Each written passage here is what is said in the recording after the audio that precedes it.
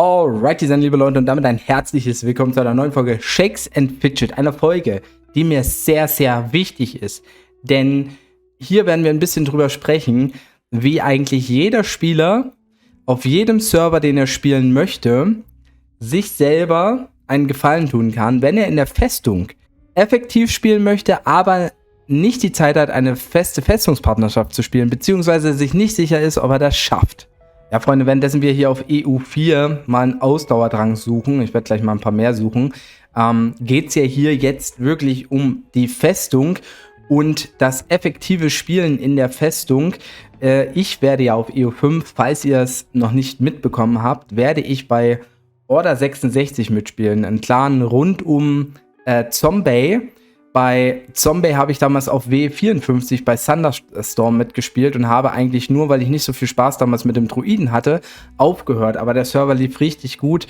Anders als die letzte Erfahrung, die ich gemacht habe auf einigen EU-Servern mit einigen, sag ich mal, internationalen Gilden, vertraue ich da und habe da richtig Bock, denn ich werde den Server dominieren.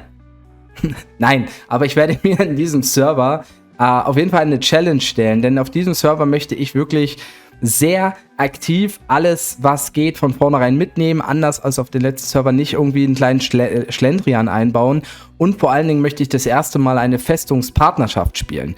Und das Ganze ist natürlich auch nochmal ein anderes Level, aber mir ist auf den letzten Servern einiges aufgefallen und das möchte ich euch mal erklären.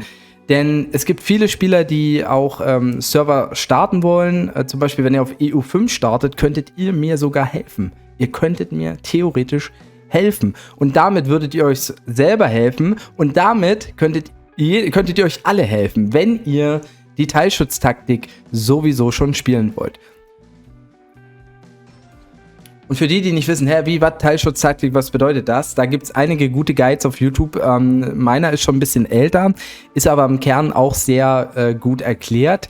Schaut auf jeden Fall mal rein. Im Prinzip bedeutet Teilschutztaktik, dass man Protection Duration ein Tag lang temporarily protected from raids of other players ist, wenn man angegriffen wird, nachdem oder währenddessen man eigentlich gar keine Gebäude der Verteidigung ausgebaut hat und keine Einheiten der Verteidigung ausgebaut hat. Das bedeutet Teilschutztaktik. Ihr baut im Prinzip alle anderen Gebäude aus, ohne auf die Verteidigung einzugehen. Ja, okay, ich habe hier die Mauer auf 1 gebaut, das kann man machen, gibt nämlich Ehre für die Festungsehrenhalle.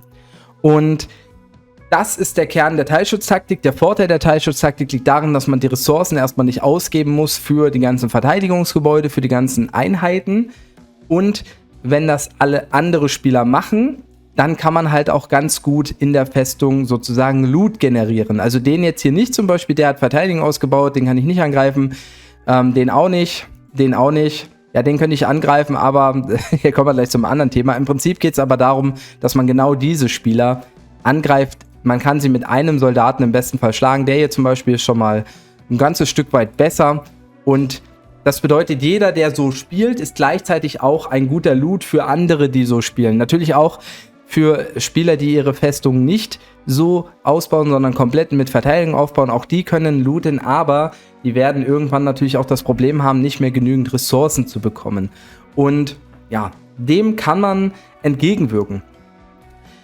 Wenn ihr alle Teilschutztaktik spielt und Leute angreifen wollt, die natürlich viele Ressourcen bieten, müsst ihr euch selber lukrativ darstellen. Und lukrativ stellt man sich natürlich dar, indem man keine Verteidigung ausbaut und indem man die Festung nicht nur ausbaut, sondern auch die Sammler, Steine und Holz. Ja, und das ist etwas, was mir sehr stark aufgefallen ist auf den letzten EU-Servern. Wenn ihr das Festungspaket zum Beispiel kauft und die Festung damit schon auf Level 7 oder 8 baut, habt ihr meistens natürlich auch das Ziel, die Hall of Night auszubauen. Das ist okay, aber auch die Gem Mine, dass man die Gem Mine irgendwann ausbauen will auf Level 10, wegen dem Herz der Unterwelt. Und das ist auch im Prinzip okay. Aber wenn ihr nur die Festung und alles andere ausbaut, aber die Sammler nicht ausbaut, dann seid ihr selber nicht lukrativ, um angegriffen zu werden. Denn zum Beispiel den Angriff, den wir jetzt hier gemacht haben gerade, ja, der hat mir jetzt ja im Prinzip 3000 Holz und 1000 Steine gesendet.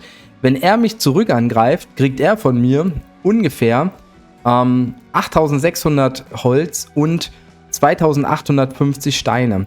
Warum? Weil mein Arbeiterquartier und mein Holzfällerlager auf, Arbeiterquartier ist ja das, aber mein Steinsammler und mein Holzsammler auf Level 10 ausgebaut sind. Was ich damit sagen will, Leute, wenn ihr sowieso die Festung ausbaut und schnell Ressourcen generieren wollt, dann baut auch diese Dinger aus. Am besten mit der Festung, also ich werde die jetzt auch mal hochziehen ein bisschen. Auf dem Server ist es mir nicht mehr ganz so wichtig, aber ich ziehe die jetzt trotzdem mal um 1 hoch, einfach nur aufgrund des Themas. Denn je höher die Stufe ist, wir gehen jetzt mal hier in den Skip rein, ja. Wir gehen jetzt hier 1 hoch. Ups, ja, es wird natürlich noch nicht aktualisiert. Jetzt ist es aktualisiert. Je höher ihr diese Gebäude ausbaut, desto mehr Ressourcen generiert derjenige, der euch angreift. Und wenn derjenige das aber auch macht, dann habt ihr die Chance, über Gegenangriffe direkt gleich wieder fett Ressourcen zu kriegen. Und das ist gerade zum Serverstart, wenn das viele Leute machen, sehr, sehr relevant. Er hier zum Beispiel, er hat die Arbeiter, also die Stufen wahrscheinlich so auf 7 oder auf 8. Das ist okay, wenn ihr das natürlich auch macht, aber macht es. Viele Spieler spielen Teilschutz, bauen aber ihre Sammler gar nicht aus und die sind tendenziell nicht so teuer. Die sind nicht so teuer wie andere Gebäude, nicht so viele Ressourcen, nicht so viel Gold. Ja, Pilze kostet es, je nachdem, wie euer Arbeiterquartier aufgestellt ist, aber bitte, wenn ihr Teilschutztaktik spielt und egal, ob ihr ein Festnetz, also wenn ihr einen Festungspartner habt, müsst ihr das sogar machen, dann seid ihr alle irgendwie auf dem gleichen Level, aber selbst wenn ihr es nicht schafft und ihr seid mit der Festung auf 10, dann baut auch die Dinger auf 10. Dann greifen euch einige andere Spieler an, die keine Festungspartnerschaft haben, die aber selber auch bestenfalls sehr weit ausgebaut sind und damit können alle noch viel mehr Ressourcen farmen. Viel schneller, viel mehr Ressourcen farmen. Und wenn man dann noch skippt, ja, um zum Beispiel die Festungspartnerschaft auszubringen, dass man sagt, man versucht so schnell auf Fortress 12 zu kommen, alles auf 12 zu bauen, also Festung, dann Arbeiterquartier und die Sammler, ja, dann braucht man dafür auch extrem viele Ressourcen. Und ihr könnt nämlich dann entsprechend Gegenangriffe bekommen, die ihr selber nutzt, wenn ihr eben keinen Festungspartner habt, aber verschiedene Leute in einem Pool habt, die viele Ressourcen bringen und denen ihr auch viele Ressourcen bringt. Das heißt, sie greifen euch wieder zurück an. Und so schließt sich so ein bisschen der Kreis. Und deshalb ist Teilschutztaktik extrem wichtig. Es ist nicht das, was es sein soll und wie man die Festung spielen soll. Aber für diejenigen, die so schnell wie möglich so viele Ressourcen haben wollen, ist das notwendig, auch mitzuziehen. Die Festung ist das Wichtigste. Damit sind auch hier die Ressourcen viel lukrativer. Das ist ganz klar. Eine Gemmine kann man auch, sage ich mal, 1-2 Wochen auf Level 1 lassen. Es ist viel günstiger, die dann hinten raus auszubauen und zu skippen, um dann auch den Char nach vorne zu pushen. Also man kann das auch verbinden. Natürlich die ganz Hardcore-Spieler, die können alles hochpushen, aber wenn man dann noch die Gemmine auf Level 10 machen will, braucht man natürlich noch mehr Ressourcen. Also wichtiger wäre es eigentlich, die Festung und Arbeiterquartier und halt die Sammler auf 10 zumindest auszubauen, so schnell wie es geht. Unabhängig davon, ob ihr einen Festungspartner habt oder nicht. Und die Festungspartner oder die Festungspartnerschaften, die sich dann entwickeln, die können dann noch schneller, noch lukrativer durchgehen, um vielleicht auf Festung 12, Festung 15 oder sogar Festung 20 zu kommen. Das haben einige Spieler zuletzt gemacht und das wird auch auf EU 5 gemacht werden. Und das ist eine Challenge. Und für alle, egal, ob ihr Teilschutztaktik spielt oder Festungspartner, noch ein kleiner Tipp in der Hinterhand. Ja? Wenn ihr darauf bedacht seid, Angriffe zu sammeln, egal ob es von eurem Festungspartner ist oder von, sag ich mal, anderen Spielern, die einfach auch euch nur angreifen, weil ihr eben sehr lukrativ seid, die ihr im Gegenangriff fahren wollt, dann schaut gerade an den ersten Tagen des Servers, dass ihr in der Ehrenhalle bestenfalls ein bisschen runtergetroppt seid. Droppt euch droppt euch irgendwie die Zeit, wo nicht so viel los ist im Spiel, runter. Ja, ihr könnt ja die Festung auch ganz normal spielen, ohne dass ihr Gear anhabt. Das heißt, ihr könnt euer Alu schon spielen oder halt noch aufbewahren, Stadtwache an. Macht euch nackig im Prinzip oder ein bisschen nackig, Waffe raus. Lasst euch ein bisschen runtertroppen. Und dann, wenn ihr aktiv dann auf die Festung wieder geht oder wenn ihr wisst, ich kann jetzt mal ein paar Stunden lang nicht meine Angriffe checken, dann macht ihr die Waffe wieder rein.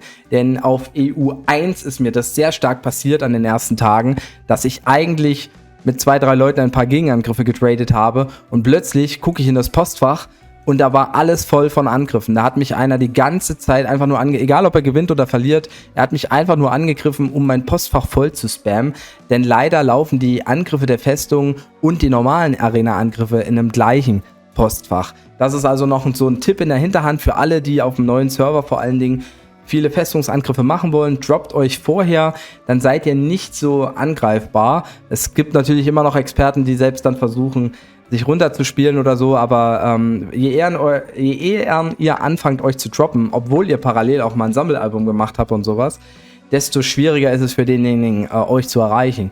Und ja, behaltet das in der Hinterhand nicht, dass es euch so geht wie mir auf EU1. Da sind 7 oder 8 Angriffe von jemandem, der sehr lukrativ war, einfach verschwunden gewesen. Und das war richtig scheiße. Ja, also Fazit vom Video. Überlegt euch die Teilschutztaktik, wenn ihr sie spielen wollt, euch lukrativer darzustellen. Ihr habt euch vielleicht bis jetzt gefragt, warum solltet ihr das machen? Weil ihr lauft ja dann auch Gefahr, von anderen Spielern angegriffen zu werden, die keine Festungspartnerschaft spielen oder keine Teilschutztaktik spielen. Ja, das ist richtig. Aber kommen wir nochmal zurück zu diesem Angriff hier. Ich habe diesen Loot gewonnen, aber er hat ich habe diesen Loot gewonnen, aber er hat maximal 10% dieses Loots verloren. Maximal 10%, wenn nicht sogar weniger. Also darum geht es nämlich, also es kommt immer ein bisschen drauf an, vor allen Dingen, was in den Sammlern drin ist, von dem, was derjenige verliert. Aber das, was hier angegeben wird, das ist sozusagen ein Loot, den der andere nicht verliert. Oder nur einen ganz kleinen prozentualen Anteil verliert. Das heißt, selbst wenn ihr das macht und euch entscheidet, Pilze und Ressourcen zu investieren, um euch höher zu pushen in den Arbeiterquartieren, damit euch andere Spieler, die das genauso machen, angreifen können und ihr im Gegenangriff die Ressourcen farmt, macht ihr ein dickes, fettes Plus am Ende. Und das ist die Kernkompetenz oder die Kernessenz, die Quintessenz des Stil, ja, von diesem Ganzen, was ich euch gesagt habe. Ich bin da sehr emotional, weil ich werde auf EU5 versuchen, eine Festungspartnerschaft zu spielen. Und falls das aber nicht hinhaut, brauche ich lukrative Leute in der Festungsehrenhalle, die überall verteilt gute Ressourcen anbieten, die wenigstens relativ gut, oh, hier müssen wir auslernen, Kappa, die relativ gut auf Level 10 sind mit ihren Sammlern. Das ist dann schon nicht optimal für mich, sobald ich auf Festung 12 bin oder so, aber es ist immer noch besser als gar nichts. Und ja, bitte macht es. Ja, ist natürlich klar, man kann nicht von jedem erwarten, dass er auch auf Festung 12, 13 skippt. Das kostet dann alles auch relativ viele Pilze. Also jemand, der das machen will, der muss ein ordentliches 4-stelliges Pensum an Pilzen investieren für Rathaus 12 und Hall of Night 12. Für 15 geht es wahrscheinlich sogar fast in den 5-stelligen Bereich, wenn man das relativ schnell, so schnell wie möglich haben will. Das macht nicht jeder, ist klar, aber 10 solltet ihr anpeilen. Also alles auf 10 zu haben, die wichtigsten Gebäude, dann haben wir alle mehr davon auf dem Server. Egal, ob es jetzt EU5 ist, aber auf EU5 spiele ich. Ja, falls ihr noch Fragen dazu habt oder so, schreibt es auf jeden Fall rein. Ich denke oder hoffe, ich habe soweit alles gesagt. Es ist natürlich keine Pflicht. Ich bin in der Pflicht und mein Festungspartner, wenn ich ihn habe, ist in der Pflicht, aber man weiß ja, wie es so ist und man passiert ja immer irgendwas und wenn man dann so einen Plan B in der Hinterhand hat, dann freut man sich natürlich umso mehr. Ne? Das war's dann erstmal von mir, Leute. Ich wünsche euch was. Haut rein, macht das Tschüss und Servus. Euer Basti. Wo ist hier Aufnahme beenden? Ah, hier. So macht man das.